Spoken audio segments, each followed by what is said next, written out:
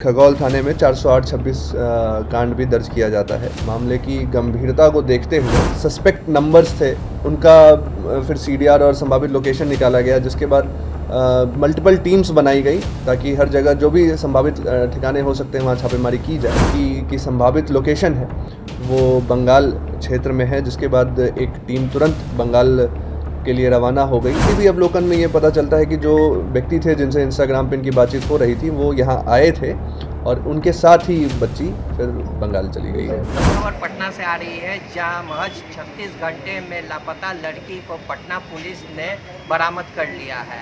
आपको बता दें कि 36 घंटा पहले जो खगोल की छात्रा थी, जिसका बैग और कपड़ा रेलवे लाइन पर मिला था, पटना पुलिस ने महज 36 घंटे में लड़की को बरामद कर लिया है। इस संबंध में सिटी एसपी पश्चिमी साकेत कुमार ने बताया है कि महज 36 घंटे में जो है कि लड़की को पश्चिम बंगाल से बरामद कर लिया गया है। इस मामले में उन्होंने बताया है कि लड़की पढ़ने में कमज़ोर थी और परिवार वालों का दबाव था, जिसके वजह से जो है लड़की भाग गई थी।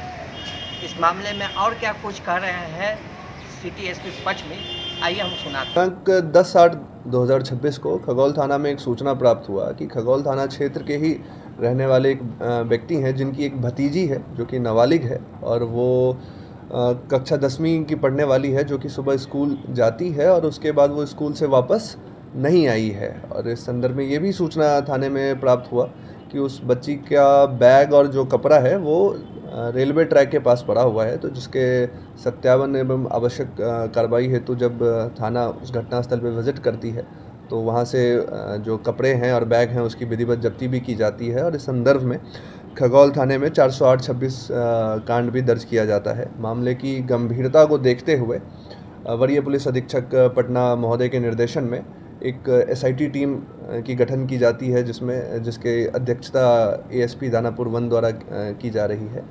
और उसके बाद जो उद्भेदन हेतु और लड़की की बरामदगी हेतु तकनीकी टीम की मदद से और मैनुअल इनपुट को लेते हुए टीम ने तुरंत ये चीज़ पता करी कि जो लड़की की संभावित लोकेशन है वो बंगाल क्षेत्र में है, जिसके बाद एक टीम तुरंत बंगाल के लिए रवाना हो गई ताकि लड़की की बरामदगी की जाए। उसके बाद ये पता चलता है कि लड़की का जो मूवमेंट है वो लगातार, जो संभावित लोकेशन है वो लगातार चेंज हो रहा है, तो उसी लोकेशन को पीछा करते हुए फाइनली जो बच्ची है उसकी बरामदगी पटना जंक्शन के पास से किया जाता है।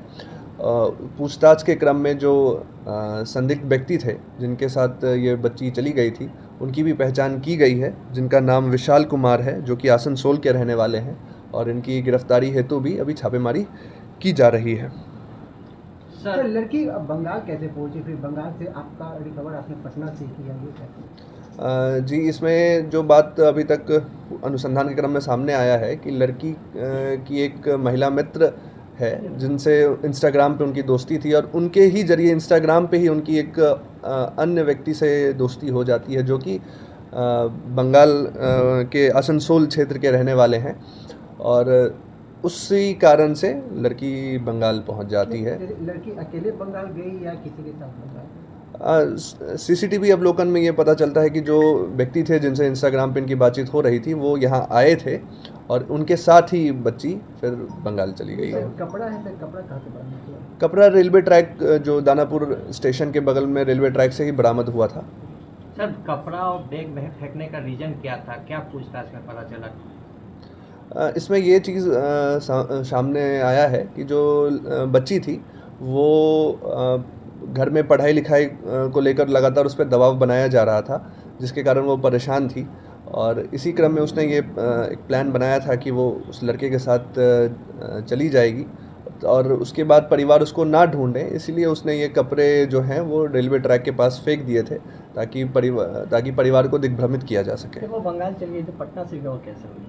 जी, उसके बाद हुआ ये कि जब वो हमारी टीम जब बंगाल पहुंचती है तो जो संभावित लोकेशन था वहाँ जब टीम की गतिविधि बढ़ती है तो संभवतः उनको ये अंदेशा हुआ है कि पुलिस उनके पीछे लगी है, तो वो फिर वहाँ से निकल जाते हैं और वो फिर वहाँ से उन्होंने संभावित ट्रेन ले लिया है तो उसी ट्रेन के लोकेशन को चेस करते हुए पटना जंक्शन से फाइनली बच्ची को रिकवर किया गया। ये सर जो युवक है जिसके साथ लड़की गई वो युवक क्या करते हैं?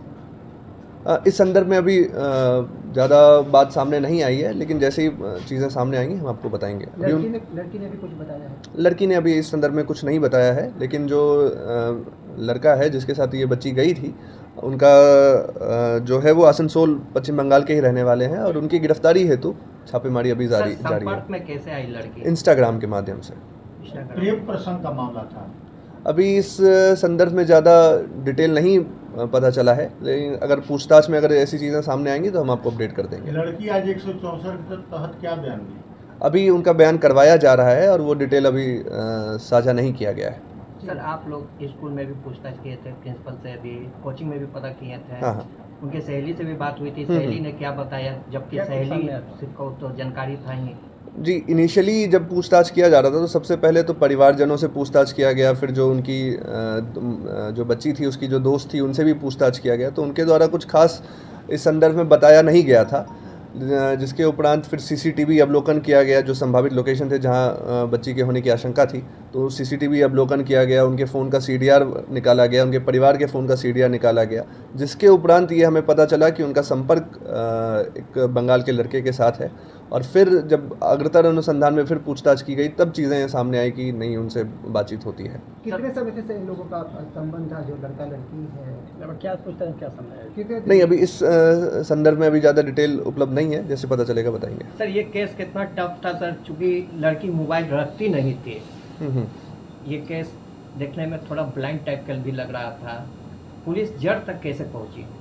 इसमें जो मैनुअल इनपुट है, जो सीसीटीवी है जो स्टेशन पे लगा हुआ है उनका इस्तेमाल किया गया, मैनुअल इनपुट लिया गया है, तकनीकी अनुसंधान किया गया है, जो सीडीआर जैसा हमने बताया भी कि सीडीआर का अवलोकन किया गया, और उसके उपरांत जो संभावित सस्पेक्ट नंबर्स थे उनका फिर सीडीआर और संभावित लोकेशन निकाला गया, जिसके बाद मल्टीपल टीम्स बनाई गई ताकि हर जगह जो भी संभावित ठिकाने हो सकते हैं वहाँ छापेमारी की जाए। तो सब जगह टीम को भेजा गया और उसी में से हमें फिर सफलता मिली। वहाँ पे एक पैसेंजर गाड़ी का वही बात आ रहा था, क्या वो पैसेंजर गाड़ी पकड़ रही थी? नहीं, वो जो उनका पूछताछ में ये सामने आया है कि वो पैसेंजर गाड़ी से नहीं, वो लोग पटना जंक्शन आए हैं और वहाँ से उन्होंने ट्रेन लिया है। केस में पश्चिमी साकेत कुमार ने क्या कहा है, उन्होंने बताया है कि महज 36 घंटे में जो है कि लड़की को है बरामद कर लिया गया है पश्चिम बंगाल से। उससे जो है कि कोर्ट में बयान के लिए भेजा गया है, और जो है कि उन्होंने एक मैसेज भी दिया है सोशल मीडिया के बारे में, और उस मैसेज से जो है लोगों को जागरूक भी